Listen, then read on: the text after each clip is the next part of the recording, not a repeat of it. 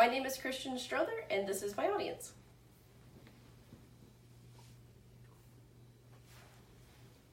If I were to ask you to think about your hometown, what would come into your mind?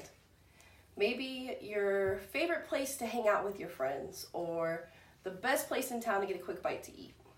When I think of my hometown, I think of basketball and factories.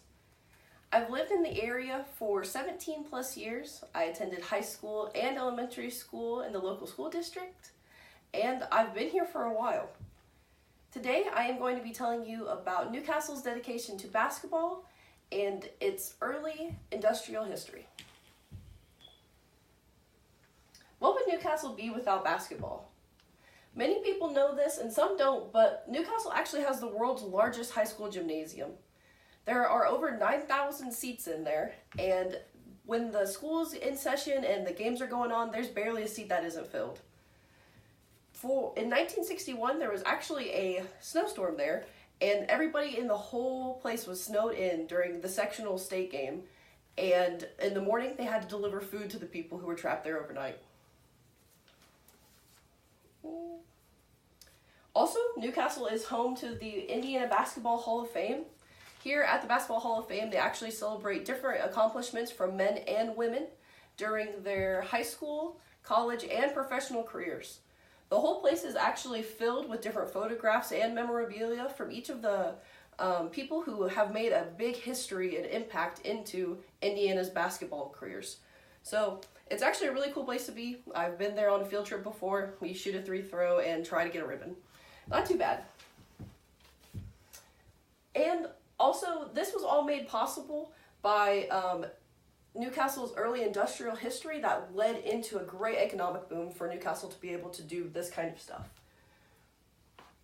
For Newcastle's early industrial history, there was actually the world's largest automotive manufacturing plant in the world at the time the plant had opened in 1907. It was known as the Maxwell Automotive Factory, and there they actually made 4-cylinder Maxwell cars. In 1912, it converted into just a parts factory, and in 1925, Chrysler actually bought the plant, and it became one of the 6 original Chrysler factories for the entire company. And from the Newcastle plant, there were no cars that were ever fully put together without parts from the Newcastle plant. But unfortunately, in 2002, Chrysler sold the factory to Metaldyne, and in 2009, sales had just went down to the point where they closed the factory.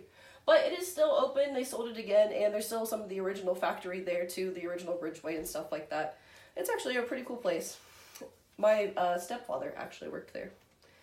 There was also a Crow French piano company that was built in 1903. The entire factory was a 5-acre factory, and they were the 4th largest piano factory in the U.S. After the factory had opened, the population actually increased in Newcastle above like 3,000 people. And yearly there, they made about 12,000 pianos, and at the time in the early 1900s, that was huge. Unfortunately, the factory did close in 1952. It was remodeled to make band instruments. And honestly, this was probably the best way for Newcastle to begin to boom their career, to start their basketball love. Newcastle is honestly a great place to visit. You could come check out a home basketball game and visit the world's largest high school gymnasium. And actually, a lot of the original factories are still open and there are tours available there. If you were to ever come and visit Newcastle, you'd have a great time. You could come visit a little piece of history. Thank you.